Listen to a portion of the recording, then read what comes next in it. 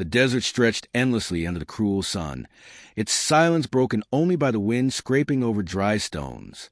Somewhere in that barren land, a man named Jace Maddox rode alone. His face was shadowed beneath a weather-beaten hat, his coat dusty and torn from years on the run. Every town between New Mexico and Arizona knew his name, etched on wanted posters, promising gold to whoever could bring him in, dead or alive. But Jace no longer cared about gold or lawmen.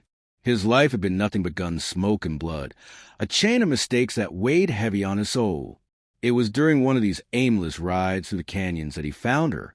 He had stopped by a narrow creek to water his horse when something caught his eye, a flash of movement in the reeds. Dismounting carefully, hand resting on his holster, he stepped closer. That's when he saw her, a young woman, tied cruelly to a fallen log, her wrists raw and bleeding from the ropes. Her dark hair was matted with dust, her skin bruised and streaked with dry blood, yet her eyes, sharp and dark as obsidian, burned with defiance. Jace knelt beside her and cut through the ropes with his knife. "You're safe now," he said, though the words felt strange on his tongue. She flinched at first, unsure if this rugged stranger was any different from the men who had left her there. But when Jace offered her water, cradling her head with surprising gentleness, she drank with trembling lips. Her name, he learned later, was Ayoka. Through broken English and soft gestures, she told him her story. Raiders had attacked her village at dawn, burning homes and slaughtering those who resisted. She had fought, striking one of them with a stone, but they overpowered her, laughing as they tied her and left to die under the unforgiving sun. Jace listened in silence, something tightening in his chest. He had seen enough cruelty in his life to know how easily innocence was crushed in this land.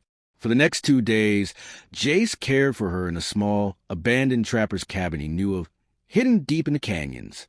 He built a fire, cooked what little food he had, and gave her his own blanket at night.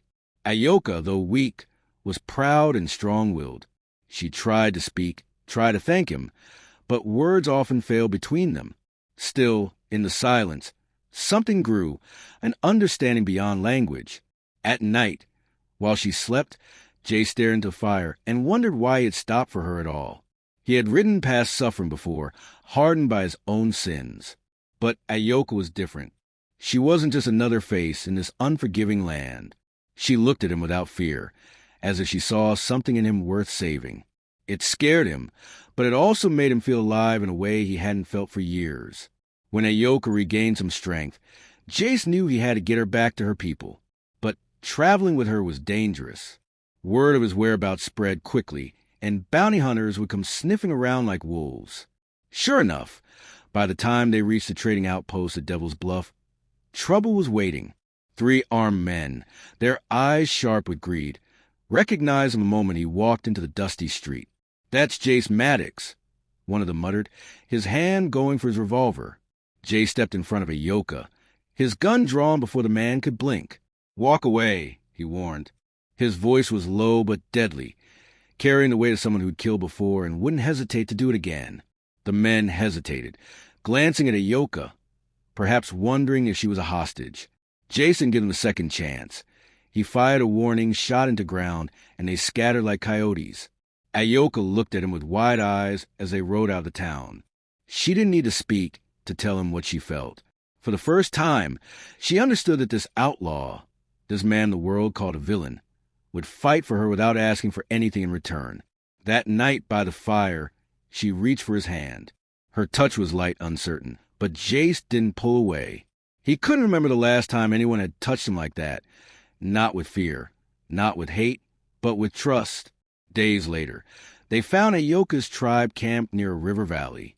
Her people greeted her with cries of relief, but their eyes narrowed when they saw Jace. They recognized his guns, his scars, his aura of danger. Yet Ayoka stood between him and them, speaking rapidly in Apache, her voice rising with emotion. An elder, his face lined with years of wisdom, finally stepped forward. He looked Jace over and then spoke in broken English. "You saved her life. For that, we owe you." Jace was ready to leave, but Ayoka stopped him. She took his hand, bringing him before the elder. The elder studied their joined hands, then smiled faintly. You fight for her. You stay with her. You are not just outlaw now. You are a warrior for her heart. In the days that followed, the tribe accepted Jace in small, cautious ways. He helped with horses, learned their ways, and shared their meals. But he also felt something changing inside him. Ayoka taught him words in her language, laughing when he mispronounced them. At night, under the blanket of stars, they sat by the fire, their shoulders brushing, their silence filled with unspoken things. He had never known such peace, not in all his life. But peace in the West was fragile. The same raiders who had destroyed Ayoka's village returned, hunting for the girl they had failed to kill. They attacked at dawn, their horses thundering through the camp. Jace woke to the sound of gunfire and screams.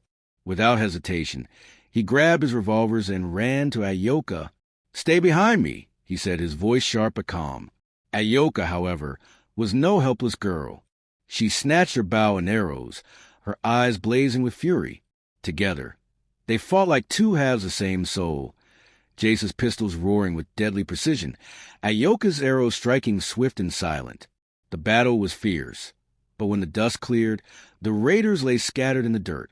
Jace stood with blood on his hands, but Ayoka was safe. She touched his face, her fingers trembling, and for the first time she whispered, "You, my heart." That night, the tribe gathered around a great fire. The elders spoke of Jace's bravery, of how he fought not just for Ayoka, but for all of them. They performed a sacred ceremony, painting his face with the colors of the desert, binding him to Ayoka as her husband in the eyes of the tribe and the spirits.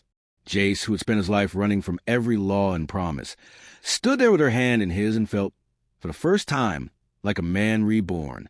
In the month that followed, Jace stayed with the tribe, building a home with Ayoka near the canyon where they had first met.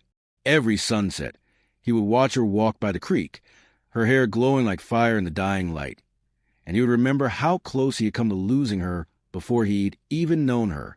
She had given him something no gold or outlaw fame ever could, a reason to live, to fight, to be better.